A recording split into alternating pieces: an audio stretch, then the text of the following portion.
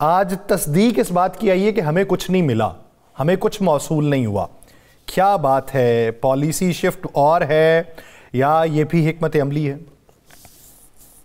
بات یہ ہے کہ یاسر صاحب, خط ملا یا نہیں ملا, خط دینے والے نے کہا میں نے خط بھیجا, خط لینے والے نے کہا مجھ تک نہیں پہنچا, بات ختم ہو گئی. آپ جیسے میرے جیسے کئی دانشور بیٹھ کے صبح سے اسی پہ لگے ہوئے ہیں.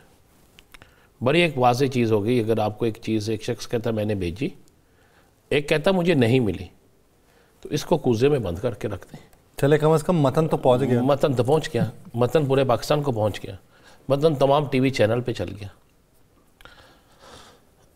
سیاسی لوگ سیاسی لوگوں سے باتیں کرتے ہیں, ہونا بھی یہی چاہیے. میں بھی اسی بات کے حق پہ ہوں, ایسے ہی ہونا چاہیے. اچھا, ایک خط وہ جس کی تردید آ گئی ہے, تردید کا مطلب نہیں ملا, یہ بات آ گئی ہے, لیکن ایک خط تو مل گیا نا, اس پہ آپ بات نہیں کر رہے.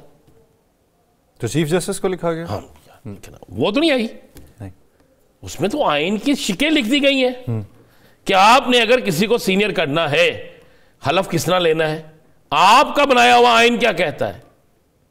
اچھا, اس پہ ہم بات نہیں کر رہے. جس پہ اقرار ہو گیا ہے, جو پہنچ گیا ہے, ہم اس کو دیکھ نہیں رہے. جو راستے میں گم ہو گیا ہے, ہم اس پہ بات کرتے جا رہے ہیں. یہ بھی عجیب سی ہماری صحافت ہے نا بھائی. آج کور کمانڈر کانفرنس میں پاکستان کی سرحدوں کی حفاظت, بھارت کے مکرو چہرے کو بے نقاب کرنا اور سب کا مل کر اس پاکستان کو بچانے آگے لے جانے پہ بات ہوئی ہے. یہ امپورٹنٹ چیز ہے. بات یہ ہے کہ بانی تحریک انصاف نے بطور سابق وزیر اعظم خط لکھا, خط ملا پھر بھی پتہ نہیں چل جائے گا اگر ملے گا تو.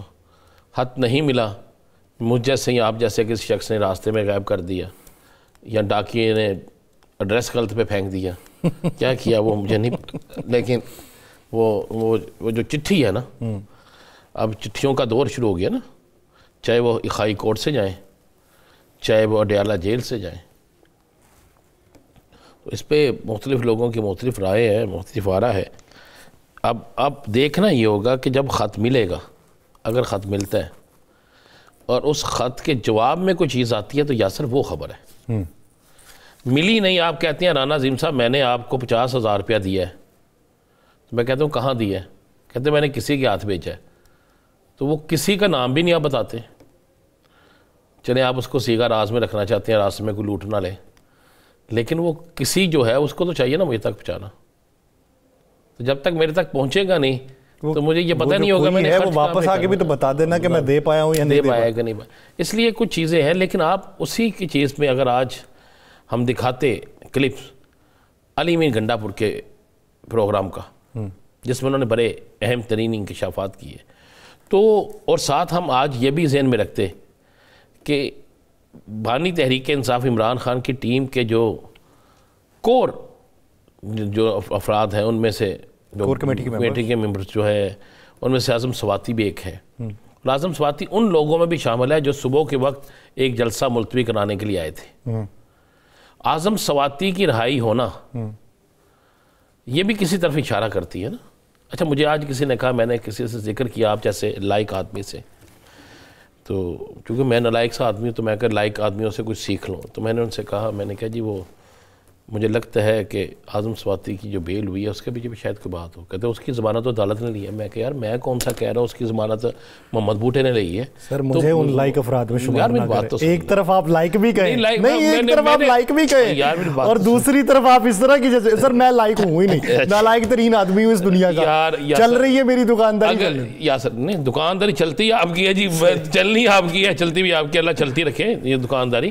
اور اللہ ہم مذاقیاً ناظرین ہم چونکہ اس لیے کرتے ہیں کہ آپ بھی خوش رہیں, اور ہم بھی آپ کو تھوڑا سا انٹرٹینمنٹ بھی آپ کے کرتے رہے نا سارا دن. تو وہ جو حالات ہے مجھے پتہ ہے کہ مسکراہٹ آپ کے چہروں سے بہت دور ہے, اور بلکہ آپ کے دل سے بھی بہت دور. آپ کا دل چاہتا ہے کہ آپ ہنسیں مسکرائیں, لیکن حالات کے مارے میں کسی پہ الزام نہیں دیتا, یہاں پہ تو اب ایک سے موڈ خراب ہو تو بندہ 10 سے ویسے ہی خراب کر کے بیٹھا ہوتا ہے. یہ تو ایسا ماحول بن چکا ہے. ماحول یہ بالکل جینون بات ہے. کل جینون بات ہے, میں کل پروگرام سے گھر گیا تو میں تھکا ہوا تھا. مجھے میری بیوی نے, میری بیٹی نے, میرے بیٹے نے پوچھا پاپا کو پریشانی ہے؟ میں کہوں تھکے ہیں, یہی پریشانی اور کوئی پریشانی نہیں.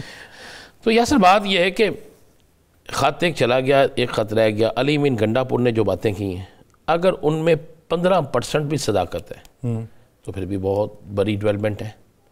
اعظم سواتی کا رہا ہونا, اعظم سواتی پر جو مقدمات تھے اگر آپ ان کی لسٹ نکال کے دیکھیں, ان مقدمات میں اس کا رہا ہونا ان کا, اور رہا ہونے کے بعد اپنی رہائش کا پہنچ جانا اور پھر وہاں بیٹھ کے اپنا کام شروع کر دینا, کچھ چیزیں کچھ نہ کچھ کسی نہ کسی طرف اشارہ تو دے رہی ہیں نا.